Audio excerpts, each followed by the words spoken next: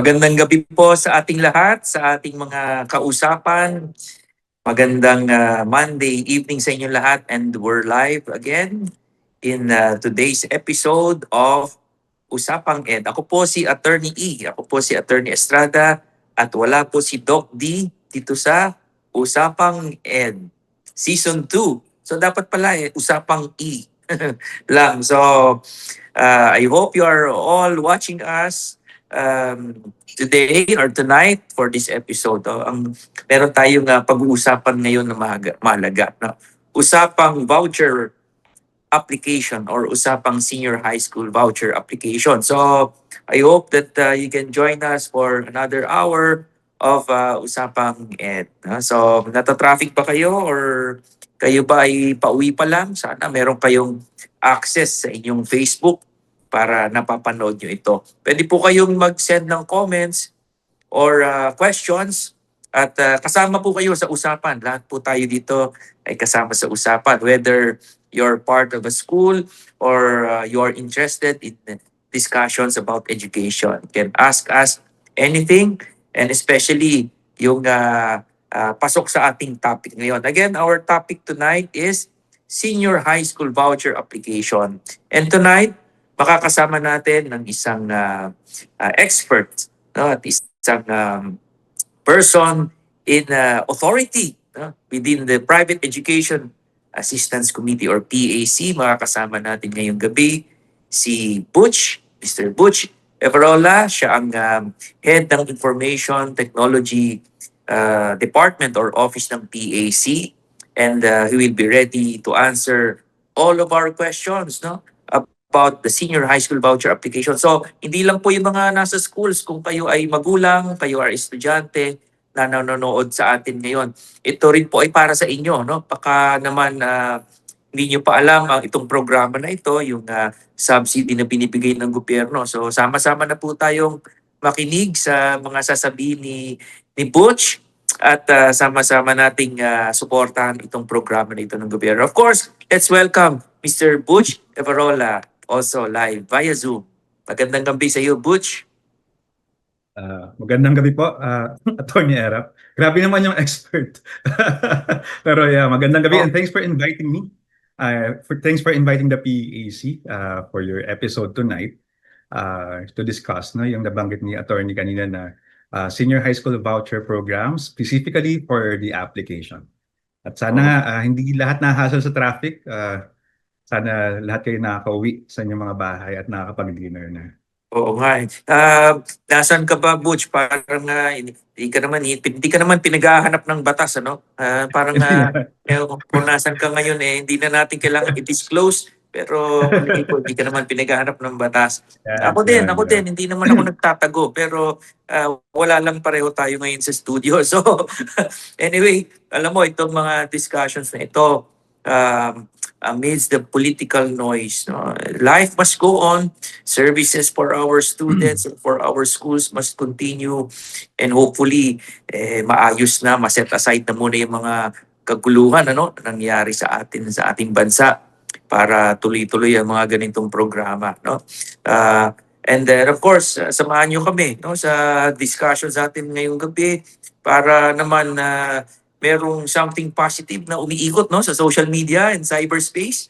Kasi pag tiningnan ko yung Facebook ko, puro political bickering and partisan issues. No? So, again, hopefully, matapos na yan para balik na tayo sa mga mas importanteng bagay. So, Butch, katulad ko, ako ay isang magulang ng isang senior high school student sa ngayong darating na pasukan at katulad ng marami rin sa atin. So, for the benefit of those watching us, students and parents, ano ba itong senior high school voucher program? Okay, I think magandang simulan natin sa context na yun, senior high school voucher program. Excuse me. Itong programang to ng gobyerno, hindi ito bago. Nagsimula ito noong 2016 mula nung sinimulang i-implement yung K-12 program, basic education ng ating gobyerno. So ang thinking during that time is the government can provide assistance, no, sa mga, especially sa first batch ng mga senior high school students natin, no? Kasi dati 'di ba hanggang grade 10 lang for senior high Yes. school, Mhm. dagdag dalawa. So na-foresee ng government, no, na kailangan ng tulong, no, ng Mm. mga pamilya para yung mga papasok sa bagong grade 11. So doon ipinanganak yung senior high school voucher program. Ah, at yung programang ito specifically for students, no, na papasok sa isang private school for Mm. senior high school. Mm. So ang coverage nito ay grade 11 hanggang grade 12. So 2 years lang naman yung senior high school. So hindi siya scholarship program tulad ng naisip ng iba. Medyo ano yun yung intuition minsan always leans towards a scholarship, no? But this is not Oo. a scholarship program. This is a financial assistance program, no, given by the government for students in senior high school enrolled in private schools. So Oo. yun yung senior high school voucher program. At magkano ba, Butch? Magkano ba ang pinag-uusapan natin dito? Hindi siya Ah, scholarship, sabi mo, hindi niya yeah, sasagutin yung tuition sa private. Ito ay yes. subsidiya lamang. Magkano ang Yes. subsidy na yan? Okay, yung range nito, 14,000 up to 22,500. Depende yan sa lokasyon ng eskwelahan at sa kategorya ng mga students, no? So may dalawang factors na nag-determine kung magkano yung matanggap na subsidy, no, ng mga estudyante. Kasi naturally, I mean, hindi man naturally, no, pinapalagay kasi, no, na for example sa NCR mas mataas yung natatanggap ng mga bata ng under the voucher program as compared to other locations, no, sa probinsya. Okay, kasi uh, it is a fact naman din na mas mataas, no, ang average tuition ng mga eskwelahan kapag nasa NCR sila. That's why mas mataas yung subsidy. Okay, so that's one factor, no, yung location. Second factor, categories of students, no. Kina-classify or kina-categorize ang mga estudyante ng grade 11 at grade 12 into different categories, no. And over time nagbabago 'yan, no. In fact, this year na-reorganize, no, yung categories of students, no. Dati hanggang category A to F. Ayun, A to E na lang, no. Mas pinasimplify at mas align, no, sa isa pang programa ng gobyerno sa ano naman junior high school, yung Education Service Contracting, no, yung ESC program. That's for grade 7 to 10, no. So Mm. aligned na ngayon yung categories ng grade ng ESC program tsaka ng senior high school voucher program for the first Mm. time since we started implementing K to 12. Mm. Nabanggit mo nga, Butch, na ito ay hindi scholarship, ano? At this is a government subsidy program. Gobyerno ang nagpopondo, no, na isang senior high school student, mag-aaral siya sa pampribadong paaralan, sasagutin ng gobyerno, no, up to the voucher amount, no, depending on Yeah. their location. Oo. At alam mo, ito ay, you mentioned it's not scholarship, pero alam mo, ang isa pang comparison kasi na madalas sinasabi is it's like an ayuda, no? Or dole out, no? But it's not, no?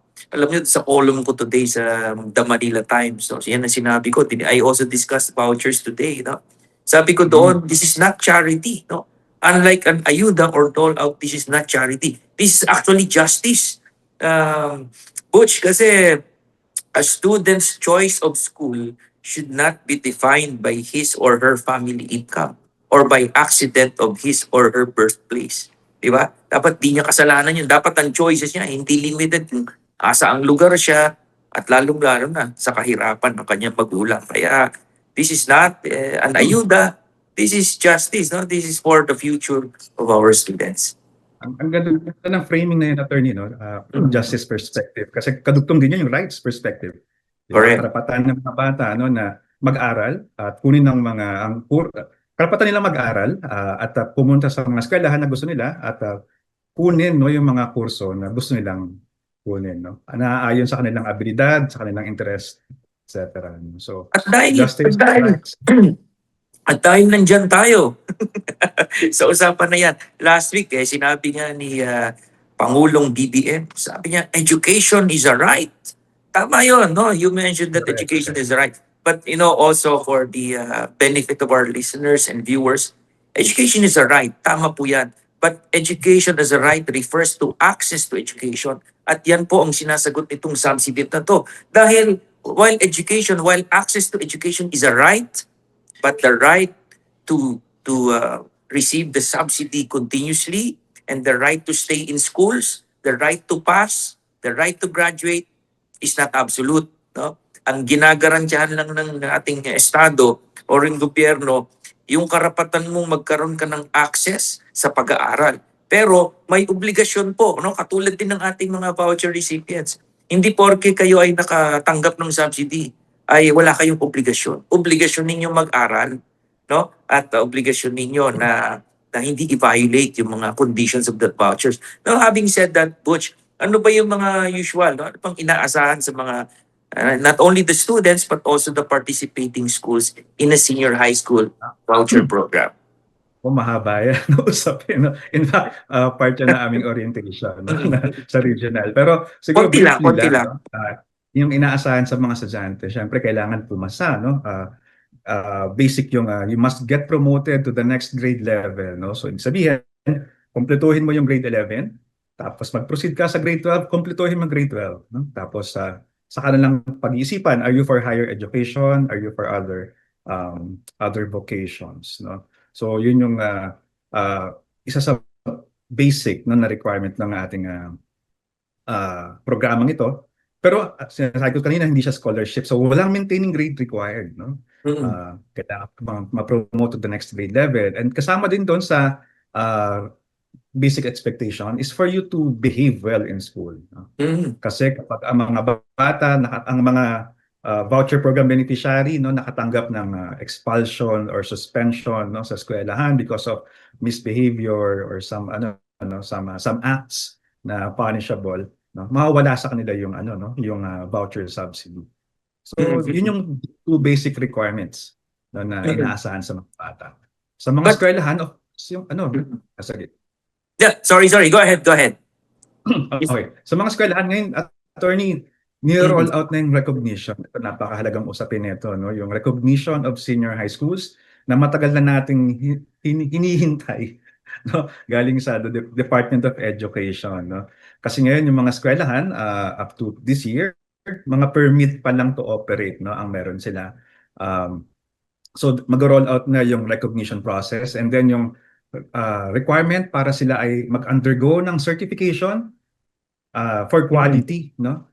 Ng PAC o kaya ay accreditation naman ng mga FAAP accredited agencies. Kaya nakita ko sa Facebook post mo yung tungkol sa sa PASCO.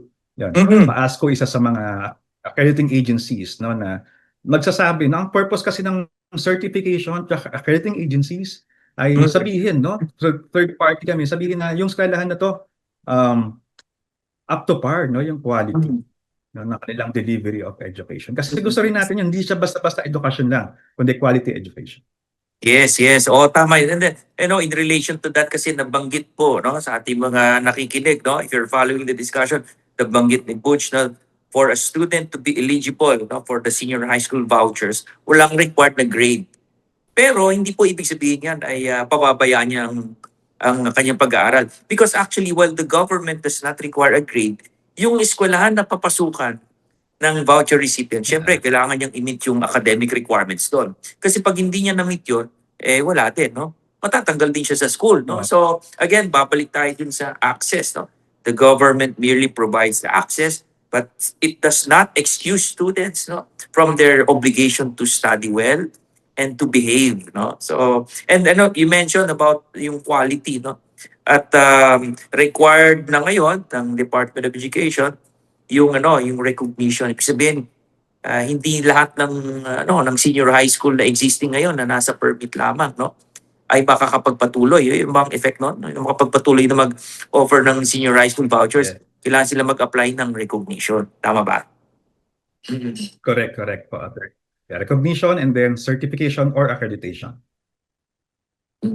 Yeah. So, okay. But let's talk about voucher application. No? So, ang nag-a-apply ay, tama ba? Nag-a-apply ba ay estudyante? No? So, ano bang, paano can you please walk us through for the benefit of our listeners, paano ba nag-a-apply ng vouchers?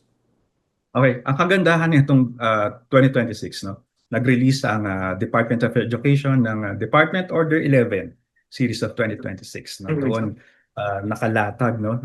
Ano ba yung guidelines na itong voucher program. Kasama rin ng ESC, no? But yung focus nga natin tonight is the voucher program. So, dati kasi meron tinatawag na automatic eligibility, no? Ngayon, tinanggal na yun. So, lahat ngayon ng mga bata kailangan mag-apply. Okay? Kapag gusto mong maging parte ng voucher program, kailangan mag-apply at may dalawang paraan para makapag-apply ang bata, no? Mm.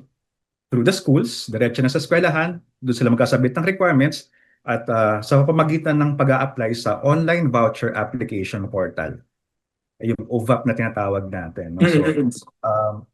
So, so ang nag-determine, no, kung saan ka, para malaman mo kung saan ka mag-a-apply, dapat alam mo kung ano yung category mo as a learner, no? So, if I could share some slides para mas makita natin yung ano, mas ma-appreciate natin no, yung categories of the students and then yung where to apply, no?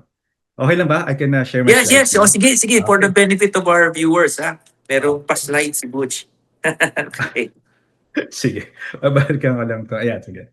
Pero unahin ko tong part na to. Tong, ayan.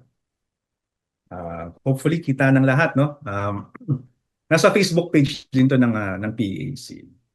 Nabanggit ko kanina, dalawang paraan para mag-apply, pero depende yan sa kategorya ng mga bata. I'll get to the categories in a while, pero gusto ko munang ipakita itong parang summary, no? Or parang, ang tawag dito, infographic, no? On who will apply, where to apply. Okay, so, so we have 5 categories of students: those who belong from social equity groups, public school completers, ALS, PEPT passers. Ang ALS ay yung Alternative Learning System, tapos yung PEPT yung placement exam na ina-administer ng DepEd. So kung pumasa ka dyan, pwede ka mag-apply, pero syempre dapat eligible ka to enroll in grade 11. Tapos ESC grantees yung category D, category E yung mga nagtapos ng grade 10 sa mga private schools pero hindi bahagi ng ESC program. So makita niyo dito sa table na to, no, kung categories A, B, C, and D. Okay? Sa senior high school, direkta mag-a-apply.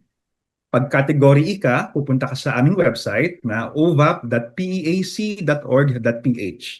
Okay? Para mag-submit ng inyong application.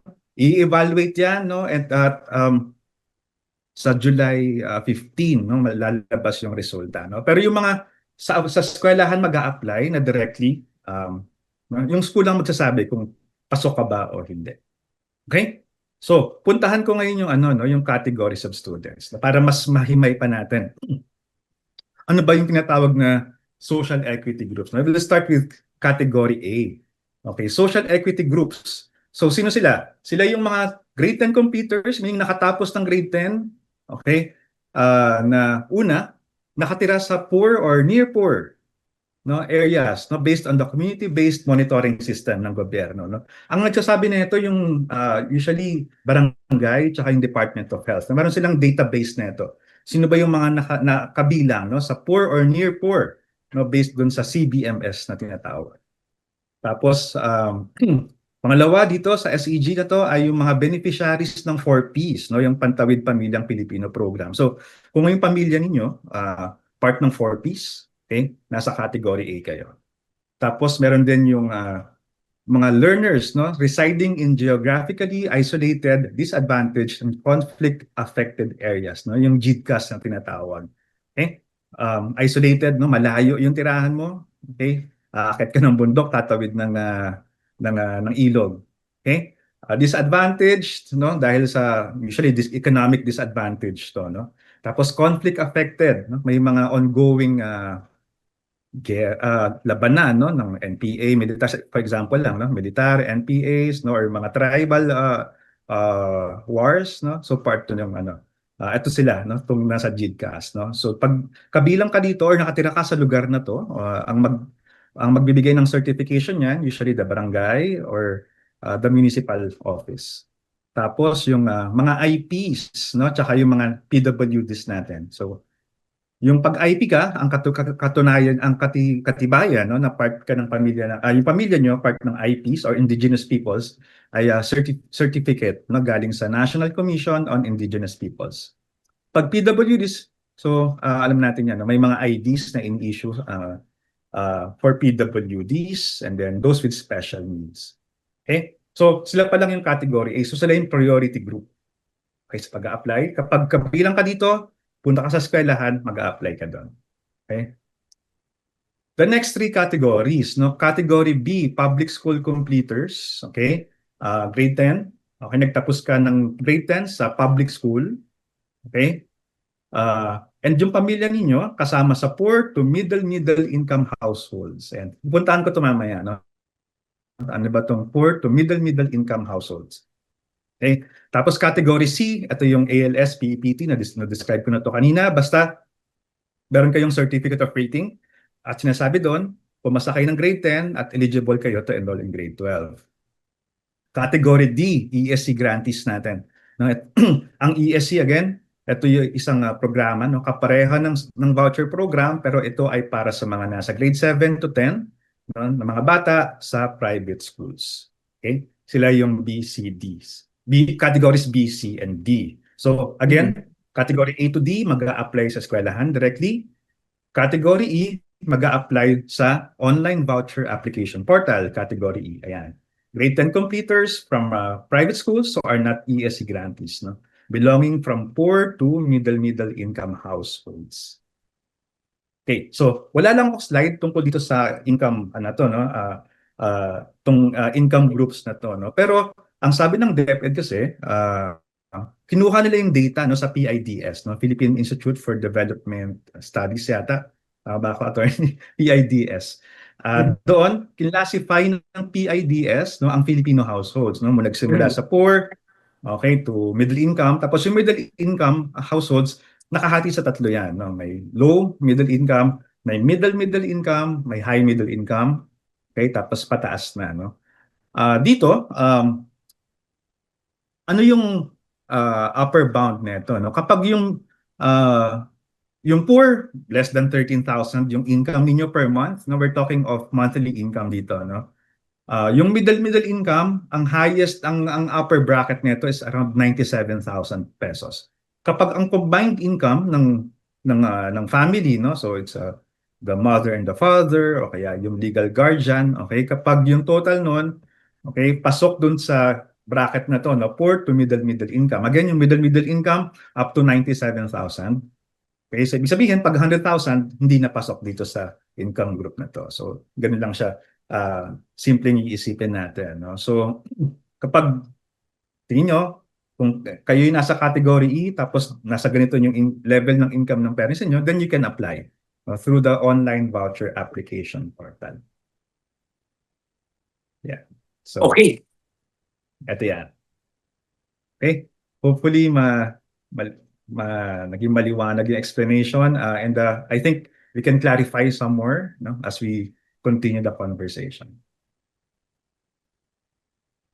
Okay. So maraming salamat. Ako, pakalinaw nun na Butch. Siyempre, may PowerPoint tayo. May libre tayo. Pero alam mo ang isang realization, no, dapat, no, ng ating mga nakikinig, no?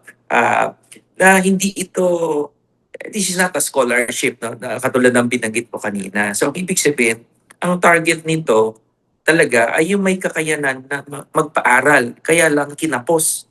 No, hindi siya, Correct. nabanggit ko yung the PIDS study at yung categorization ng poor, di ba? Poorest of the poor, middle income, di ba? May mga ganyan, lower middle income, upper middle income, may mga ganyan pa, di ba? So ang target talaga nito, no, to be clear, is yung may kakayanang magpaaral pero kapos, no? At yung subsidy will help them, no, to send their child to a private school. Tama ba 'yon, Butch? Yeah.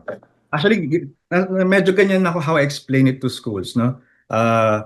Ang sinasabi natin dito, usually ang target nito yung mga pamilya na yung mga anak nila nasa public school. Pero bigyan mo ng konting tulong, kaya nilang dalhin sa private school yung anak nila para ma-decongest, no, yung mga alam natin yan, no, na congested yung mga public schools, no. Tulad ngayon June, no, laging nasa balita yan, no, yung congestion, ilang classrooms ang kailangan, ilang teachers ang kailangan ng DepEd para mapagsilbihan ng lahat ng kabataan. Pero nandyan kasi ang private schools, Mhm. no, na 'di ba katuwang ng gobyerno sa pagbibigay ng edukasyon sa mga bata, no. So may mga pamilya kasi na for practical reasons, no, pinipili yung public schools kasi nga walang mas mababa ang gastos kumpara sa private schools. Pero bigyan mo ng konting financial assistance or subsidy, kaya nila, no, dalhin sa private schools yung mga anak nila.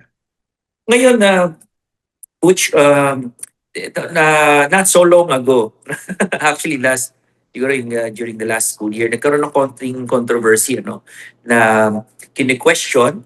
I think it was Commission on Audit, or it was also from a Senate hearing yata, ng committee hearing, na bakit daw may mga nakakapag-avail ng senior high school voucher program or vouchers kahit sila ay may kaya at na sila ay Kaya. napupunta sa mga mamahaling eskwelahan na nagcha-charge ng 100,000 plus.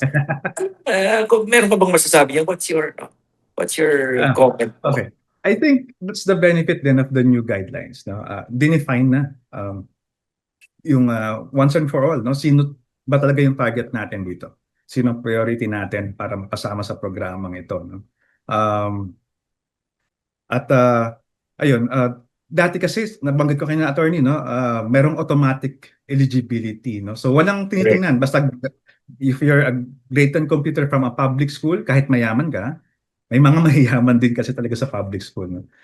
Automatic part ka ng voucher program sa mga private schools. Pag ESC ka, okay, automatic din doon, part ka ng voucher program, no. Ngayon, para magkaroon tayo ng certainty, no, na yung financial assistance, no, na nanggaling sa buwis natin, no, galing sa gobyerno, okay, napupunta doon sa mga tamang recipients, no, na-enjoy ng mga rightful, no, na recipients, okay, para kay makapag-aral sila sa isang private school, mabawasan, no, yung congestion sa public schools, no, kasi malaking problema din talaga yung congestion. Parang, di ba, alam natin yan, mahirap mag-aral pag masyadong madaming tao sa isang Yes. classroom. Oh, Maingay, mainit, correct, okay, hindi ka correct. natutukan. So, Mm-mm. pero andyan yung private schools kasi, no, Mm-mm. na handa namang tanggapin yung mga batang to. Bigyan ng Alam mo, konting tulong. yeah. Alam mo, Butch, ako meron akong personal take dyan, yung sabi na, bakit yung mayayaman, may kaya, sila yung kumukuha ng vouchers. Kaya tuloy nawawalan ng slots yung mga talagang mahihirap. I have this, I think they're missing out on the big picture. Kasi yung mahirap, yung poorest of the poor, na talagang walang kakayanan magpaaral, andyan ang public school para sa kanila. Libre. Hindi nga basta subsidy, it's libre. No? So again, dapat malinaw, itong subsidy na ito, hindi niya target yung poorest of the poor. Kasi ang target nito, yung may kakayanan na magpaaral sa private school, kaya lang kinakapos at kulang na kulang, kailangan pa rin ng tulong.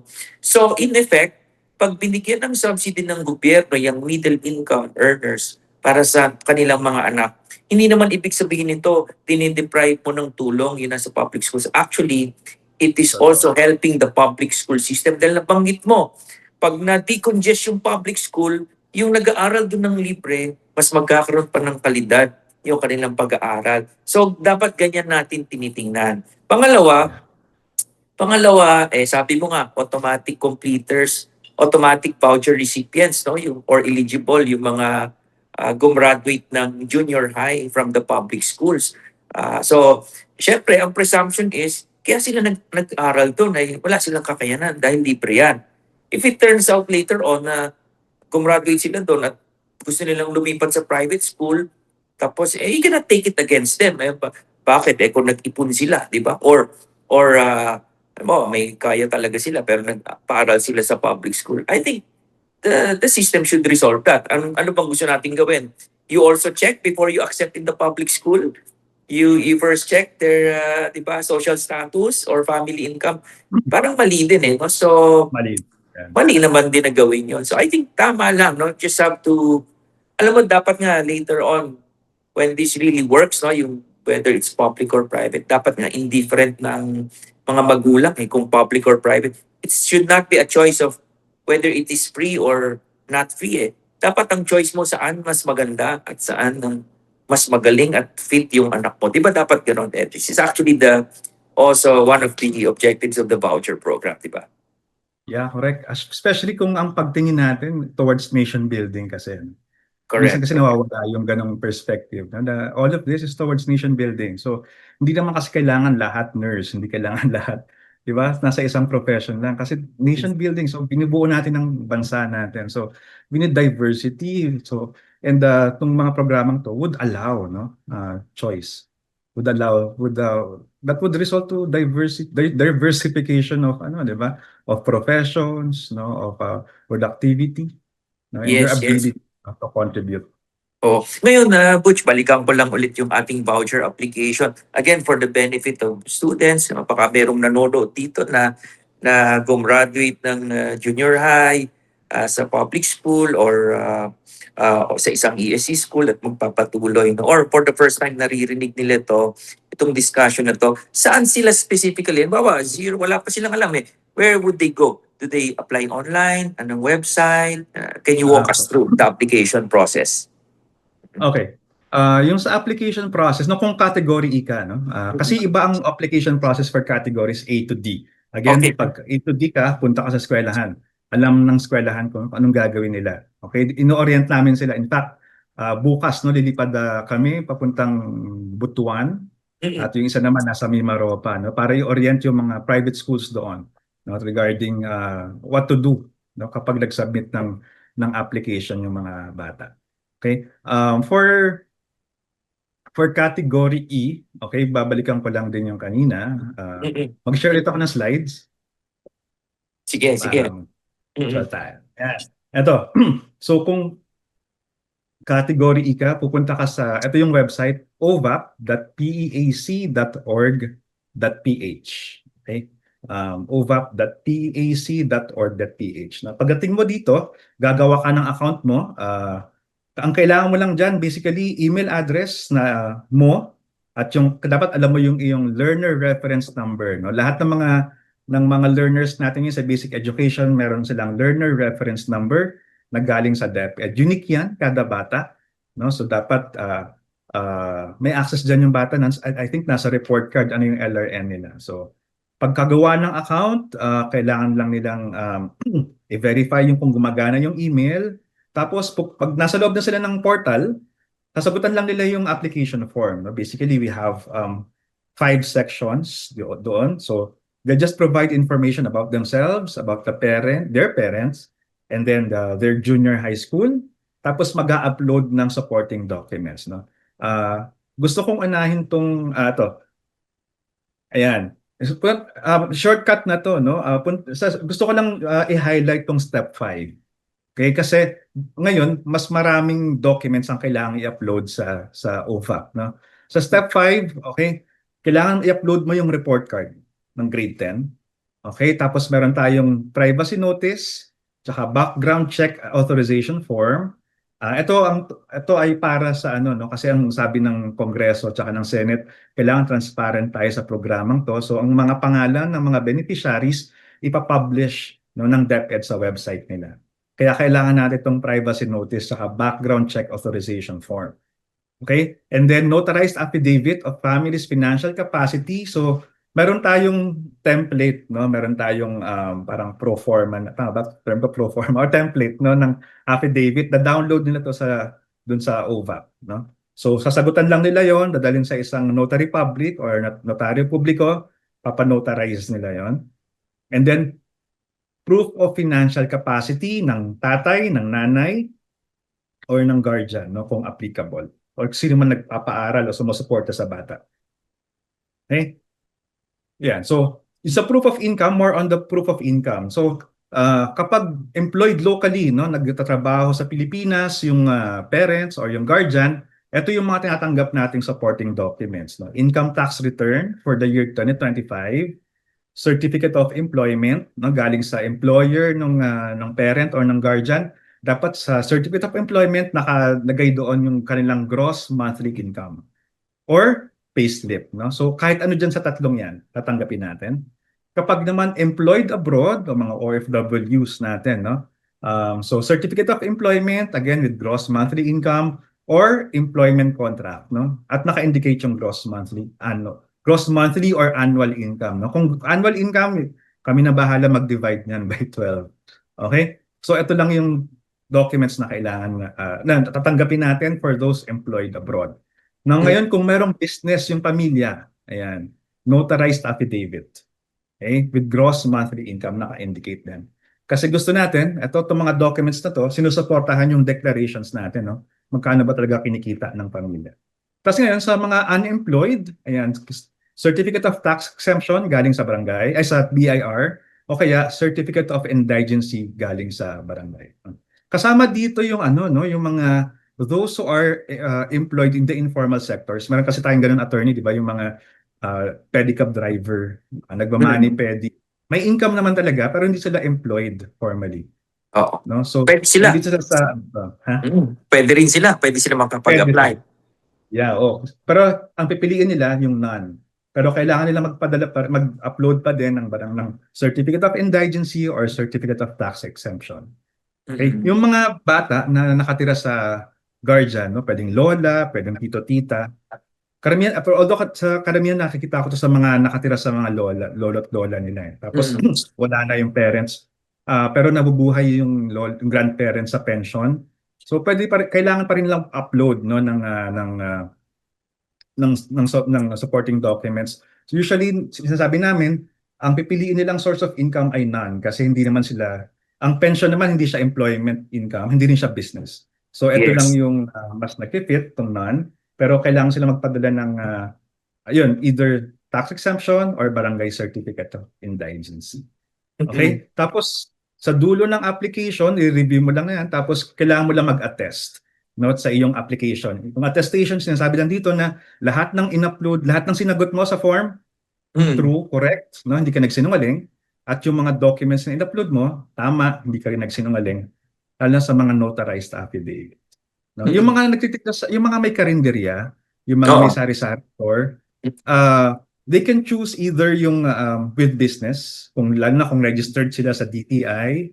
No? Pero kung small sari-sari store lang naman, okay, pwedeng yung nasa none na lang din tapos certificate of indigency yung i-upload nila.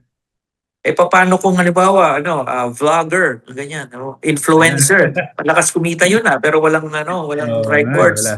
Usually sa business sila. Sa business sila namin pinapalagay kasi parang freelance work. Tama ba ako, attorney? Parang freelance work yung category ng mga ganun, yung mga vloggers, influencers, no? So may pinagkakakitaan sila. In fact, malaki yung kita.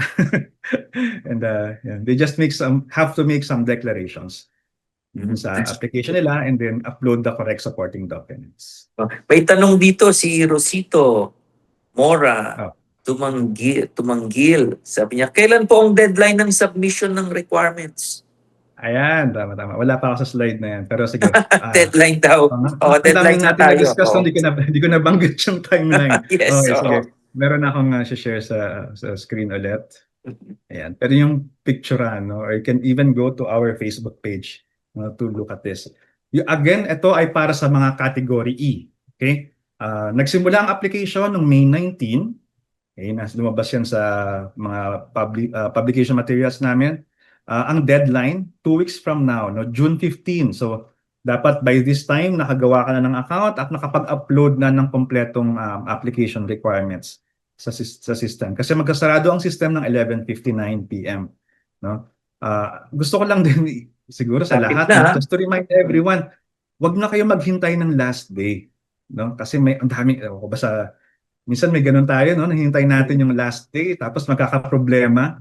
Ito sisisihin ng PEC, sisisihin ng DepEd, no? So June 1 pa lang ngayon, we have 14 days, no, to gather all the requirements, to create accounts, no, upload everything, no, para hindi tayo ginagahol sa oras, no.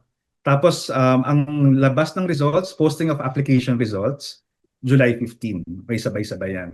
Hindi tayo maglalathala, hindi tayo magka-publish ng listahan ng mga nag-qualify. Ang gagawin ng mga nag-apply, they'll just go back to their account dun sa OVAP. Okay, check nila kung ang message ba dun ay congratulations or we regret to inform you. So please take note yung ating mga deadlines. Pero alam mo, Butch, ang kagandahan nito sa inyo sa PAC, hindi na wala na tayong mga yung pumipila ng mahaba, nakabilad sa araw, which is typical of whenever there is a parang that's typical, no? Of course, no offense to our government agencies. Yun ang kasing kadalasan na reklamo ng ating mga kababayan. Kapag merong silang pinamimigay ang gobyerno, kailangan pumilang mahaba, application na napakadaming requirements. In other words, bureaucracy, no? The problems with bureaucracy. And ito naman, you can say na ito ay may na-avoid natin because of the PAC system, no? Yeah. In fact, simula ng 2020, no, nagka-pandemic, nag-full online na tayo, no, para kahit yung mga hindi makalabas sa bahay, no, nakakagawa na ng kanilang application. Yung mga certificate of indigency ba, merong coordination tayo with barangays and na hindi naman sila baka kasi alam mo may mga minsan may nakakarating sa akin na hindi mo alam nung or tinatanong ano yung purpose pag sabi yung purpose for application ng ESC or voucher hindi alam ng barangay. Tayo ba meron din tayong kahit paano may mga briefing with our barangays for this.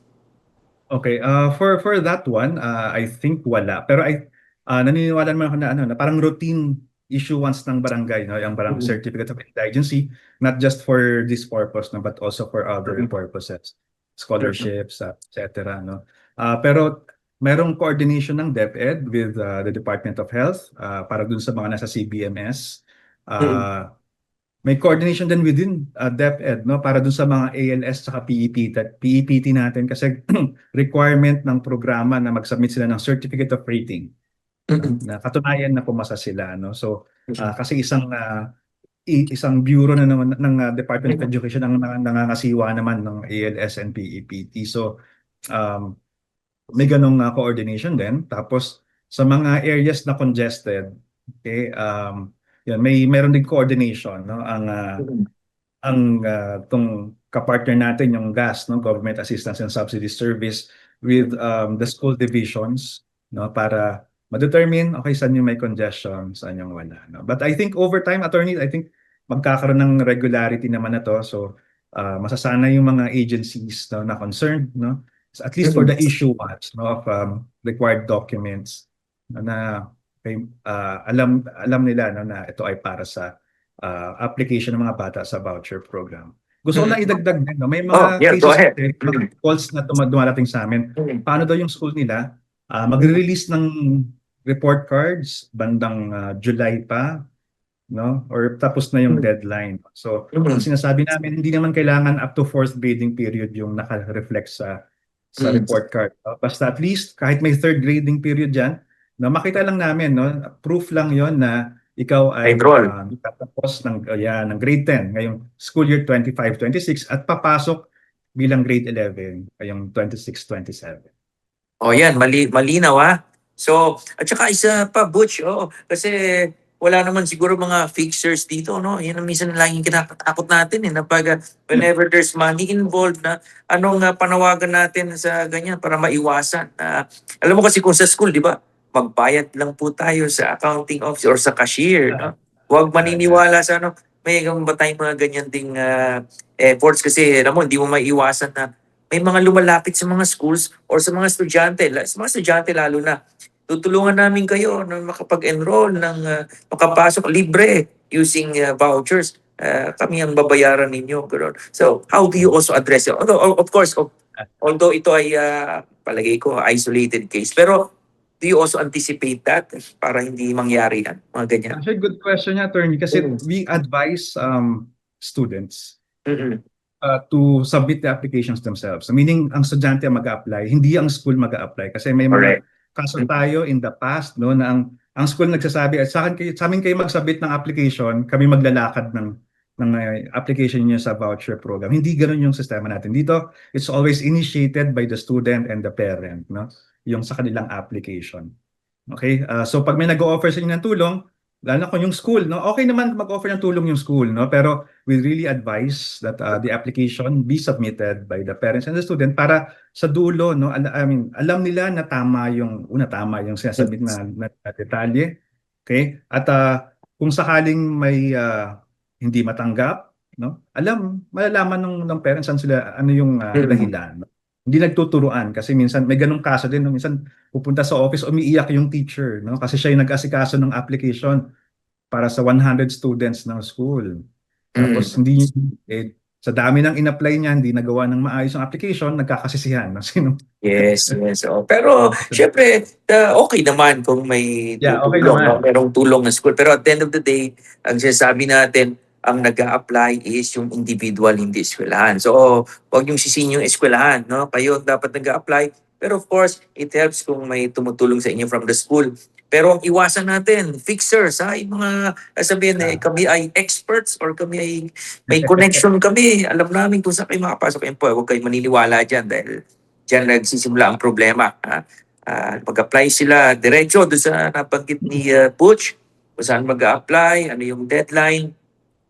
At ito pa, merong tanong, Butch, paano daw kung if nasa abroad ang magulang pero nagsusupport po si lolo at lola? O, paano daw yan? Ano daw, walang income ang lolo at lola. Ang pension ay hindi Para, sapat pero nanggagaling sa abroad ang ano. So how do you, what would be the required documents? okay, dun, punta lang, yung napakita ko kanina, no, kung employed abroad, so it's either certificate of employment or employment contract, no. Yung based dun sa question lang po, attorney, no, so ang suporta na binibigay ng lolo't lola ay siguro yung pagiging guardian lang, no. So, yun, so they can also declare that. Okay, okay. O yan, maliwanag. Paano Butch kapag homeschooling? No? O, magpo-fall yan sa under ALS, ano? Tama ba? Sa ano homeschooling sila? Paano nga, tapos kayo, mag-senior high, mag-apply ng vouchers for senior high. Homeschooling nung junior high. Okay, yung mga nag-homeschool, usually kasi para magkaroon ng equivalency no dun sa nakuha nilang grade, natapos nilang grade level. Well, based on my knowledge of how it's done in DepEd, no, pinagtitake sila ng PEPT na exam. Oh, So, okay. kapag ipasa nila yon, magkakaroon sila ng certificate of rating, katibayan na meron sila ng mga required competencies no for grade 7 to 10 and then eligible sila to enroll in grade 11. So, at dahil nag-take sila ng PEPT, sila yung mga nasa category C natin. So, diretso sa eskwelahan yung application nila. Oh, okay. That's good. That's good. Meron ditong tanong si Glenn. Hi, Glenn. Si Glenn Franco. Kilala ko to from Pampanga. Oh, may tanong siya pero parang nasagot na ito kanina eh. Paano daw yung ALS certificate na kadalasan sa ibang lugar ay closed kapag close ng OVAP, no, yung application sa OVAP, nire-release daw yung ALS certificate. Meron daw po bang exemption dyan or anong gagawin? Okay. Kasi requirement yun, no? So, pero ngayon kasi, ang application ng mga ALS computers natin ay diretso na sa eskwelahan, no? So, hindi kailangan pumasok dun sa, yung timeline na pinakita ko kanina, na June 15 deadline, ay para sa mga category E learners natin, no? So, kung ALS sila, then pwede nila i-submit, no? Ihabol dun sa eskwelahan yung kanilang certificate of rating kapag na-release na. Okay, o yan, Glenn, I hope nasagot ang iyong tanong. Okay, Attorney, time okay lang check. ba? Magbasa din ako ng question dito sa Facebook page ng Yeah, PAC. sige. Yes, yes. Oo, pwede naman. Meron ba? Meron ka dyan Meron. question? Okay, merong isang magandang question kasi Oh, dito sige, tungkol okay. sa ano. Paano daw kung yung parent nag-aaral abroad, nagtatrabaho abroad, hindi daw makapirma dun sa affidavit, no? And understandable naman kasi physically hindi niya kayang pirmahan yung dokumento. Pwede naman siyang i-for, no? Kung sino yung parent or guardian na nasa Pilipinas, no? Sila yung mag-execute ng affidavit or pipirma dun sa dokumentong yan. No? In behalf of the parent. Linawin lang natin ha, pwedeng i-for. Ibig sabihin, pipirma yung guardian. Hindi i-forge ha. Baka may mali ang dinig nila. Pwedeng i-forge yung pirma ng magulang. Bawal po yun, no, mga amad. Hindi lang kayo ma-disqualify, makasuhan ba kayo ng forgery or falsification. Okay, maganda. Maganda yung ano na yun ha. Tanong na yun at maganda yung sagot. Go ahead. Ano pa? Okay. Meron dito, yung 4Ps daw kasi, yung parent daw may ID. So, yung 4Ps na yan, basta, yun, may certification yung parent no, na they belong to the 4Ps. Kaya hindi naman yata nag-i-issue ng ID per person no, dun sa 4Ps, sa Pantawid Pamilya program no, ng gobyerno. So, kung yung pamilya under ng 4Ps, then definitely yung bata, category A, papasok. Oh, okay. Active yung mga yung mga commenters natin. But time check, it's already 7:50, no? Mabilis ang oras, Butch, ano? Lapit tayong mag 1 hour, wala pa tayong mga Oo nga. commercials yan, ha? So, at saka isang topic lang tayo. Napakaganda ng discussions natin. Pero ako, may tanong ako siguro last couple of questions or kasi meron tayong kulang ng oras. Pero may tanong ako, Butch, ha? What can you say about parents who feel or like they're embarrassed or shy to apply? Kasi ang feeling nila, it's a stigma na ka-apply ka ng government subsidy. Minsan may pride, no? Minsan nakikita ko yung may mga schools na it's being offered pero walang takers, pero obvious naman na kailangan. How do we encourage the parents to, how do we counter that stigma na maasa ka sa gobyerno or parang feeling nila poor sila? What can you say about that? You know, it really happens, ha? Yeah. Actually, medyo political yung okay lang ba? Yung stance ko dyan, no? So, ako hindi okay sa akin. Siyempre, yung mga balita na may mga flood control projects na funds na napupunta lang sa bulsa ng isang politician, no? Yung mga contractors, sila nga hindi nahihiya eh. Yun yung ginagawa natin, legitimate. Legitimate yung gusto nating mangyari, no? Legit na para natin yung mga bata, no? Be availed of this program. Kasi yun yung kagandahan na may ganitong programa. No? So, avail natin, no? Kasi kapag wala nag-avail ng program na to, liliit yung budget ng gobyerno dyan, tapos sa tingin nila kung wala nang iba na, di ba, na gustong tong programa to, tatanggalin. No? So, Correct. At saka maganda yung sinabi mo na yon lahat tayo, we are entitled to government service, di ba? Good government service, including subsidy programs. Huwag tayo mahihiya kasi tayo ay taxpayers. We owe it, no? The government owes that to us, di ba? As citizens of the country, no?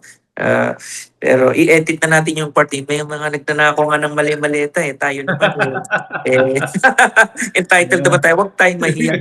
Huwag mahiya, lumapit po sa PAC to any subsidy, legit naman po ito. Tayo mahiya, no? We deserve support from the government, sa mga magulang. So, okay, kulang na tayo sa oras pero maraming salamat sa iyo, Butch. At hindi namin masyadong naramdaman na wala si Doc D, by the way. At si Doc D, kaya wala po siya ngayon para sa mga nagtataka, kasi siya ay naka-birthday leave. Kahapon. So, let's greet Doc D. A very happy birthday. Habang nandito pa si Push, kasama natin na binabati si Doc D. At syempre meron tayong cake. Di ba? Meron kaming virtual cake. Ang cute naman. Okay. May topper pa. May Doc D topper. Okay. Yan. Happy birthday, Doc D. Mukhang kamukha niya yung kanyang topper. Heart react naman dyan sa mga nanonood sa atin. Nanonood sa atin. To greet Doc D, sa mga ating mga loyal and avid viewers and listeners. Okay. Happy birthday, Doc D. Maraming salamat sa... Go ahead. Hindi, kala ko kakanta ka. Okay na yun. Baka mag-arisa na sila pagka kumanta ako. Okay, of course, we wish Doc D a very happy birthday and good health, more blessings, and of course, more encouragement and motivation to continue with her advocacy. Kasama natin siya sa lahat ng ating mga advocacies on education. And of course, continue to do good work in PAC. Doc D, saludo kami sa iyo. Again, a very happy birthday. Hope to see you soon after ng iyong bakasyon. Pero palagay ko, knowing Doc D, kahit nakabakasyon yan, naka-tune in yan dito. Chinecheck niya yung sagot natin. Chinecheck niya yung sagot natin kasi i-message tayo yan. Hoy, mali sagot mo. So, wala naman. There's no such thing as vacation. Di ba? Attorney, sorry, may gusto na akong isingit. Sige, go ahead. Sure. Kasi may maraming tanong dito sa Facebook page namin. Paano daw yung mga completers ng grade 10 dun sa mas maaga, no, kaysa school year 25-26 pwede daw sila mag-apply. And ang sagot doon, no, parang it applies to all categories, no, A to E. Okay? Kung nagtapos ka ng grade 10, school year 23, 24, or mas maaga, basta hindi mas maaga sa 2016, pwede ka mag-submit ng application. No? So, sa eskwelahan, kung A to D, at sa OVAP kung category E. Tapos may tanong din tungkol sa paano daw ba yung mga incoming grade 12 na, no, na hindi naging part ng voucher program. Unfortunately, ang default natin, no, ang entry point sa voucher program ay grade 11. No? So kapag hindi ka nakapasok sa voucher program ng grade 11, hindi ka na pwede mag-apply for grade 12 unless meron kang exceptional justification, no, kung bakit ka dapat bigyan pa ng mapasama sa voucher program ng senior high school voucher program. Exceptional circumstances na yung sa mga grade 12, no. Pero again, ang entry point ay grade 11 kasi pag part ka na ng grade 11 na voucher program, automatic na yung grade 12. Grade 12 mo. Okay. Okay, maraming I think salamat that's po. the last I'm sure marami pa silang mga katanungan at minsan ganyan talaga, matagal mag-init, no? Bago makaisip ng mga tanong. Pero where can they reach you or PAC? Meron ba tayong hotline or hot email where they can send their questions and inquiries? Okay, our hotline is can be found sa ovap.pac.org.ph.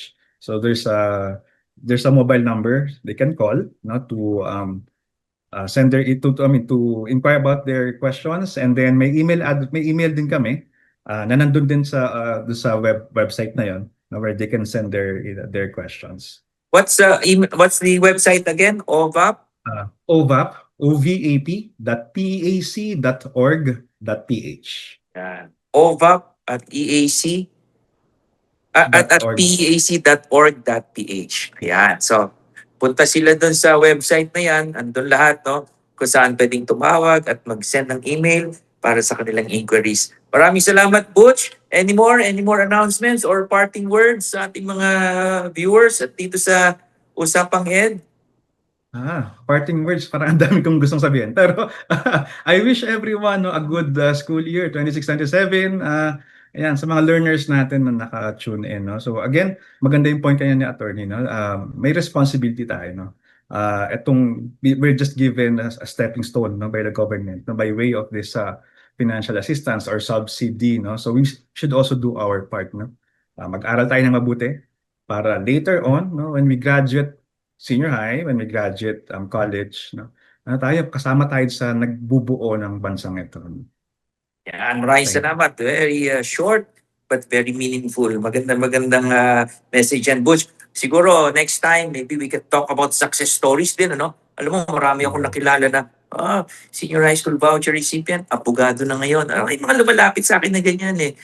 Imagine, no? So with education, anything is really possible. You'll have a bright future, no? Basta focus tayo sa education. Again, maraming salamat sa iyo, Butch. At hanggang sa muli, we will see you around. We hope that this is not the last time. And maraming salamat sa oras na binigay mo sa amin dito sa Usapang Ed at para sa ating mga viewers at listeners. Maraming salamat, Butch. Thank you so much. Thank you. Good night. Okay, good night, Butch. Again, sa ating mga listeners, I hope that you were able to follow our discussions. And if ever na-miss nyo yung kabuuan ng ating episode, you can actually watch this episode on demand. You can catch us on Spotify, on YouTube, and of course dito sa Facebook. You can watch our episodes. No? So maraming salamat sa inyo. Nakasama na naman namin kayo. Of course, on behalf of Doc D, maraming salamat for joining us.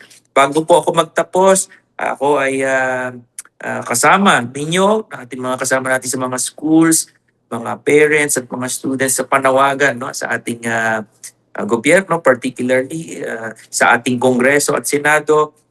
Sana ay ma-approve na at maipasa na finally ang expansion ng ating voucher program sa elementary education or elementary level sa ating mga private schools. No? So, yan ang panawagan natin sa gitna ng kaguluhan at hidwaan at partisan politics or political activities sa ating mga nangyayari ngayon sa ating legislature. I hope that they can come together and unite, no? Not in terms of political agenda or partisanship, but unite with the sense of duty, no? To finally pass this bill on expansion of the vouchers in elementary education. Kasi alam ko itong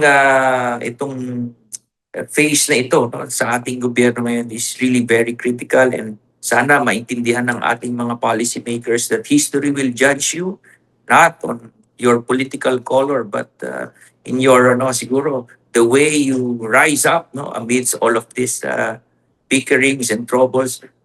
Kayo ba ay were you able to overcome this, no, for the sake of our children, for the sake of our youth? Sana maintindihan po nila yan, maipasa na sana itong batas na to. This will be a game changer. Imagine the subsidy program will be extended to our elementary students. Napakalaking bagay na po ito. Marami kayong maisasalbang buhay at kinabukasan. Sana magkaroon muna ng time out sa mga away ng minority, majority. Sayang naman, no? We're almost there. BICAM na lang. So join us also, ating mga listeners, in appealing to our government, especially to our legislature, to finally convene the BICAM committee and pass the Basic Education Voucher Program Act. Maraming salamat po sa inyo lahat. Ako po si Attorney E, at hindi ko kasama si Doc D ngayong gabi dahil birthday niya dito sa Usapang Ed. Pwede namang Usapang E. Naku, nakakapagod pala pag mag-isa lang, no? Salita ng salita. Pero maraming salamat na itawid po natin. Doc D, bumalik ka na next episode. Again, maraming salamat po sa inyo lahat. This is Attorney E. Magandang gabi po sa inyo lahat. Ingat po kayo lagi. God bless everyone. Thank you.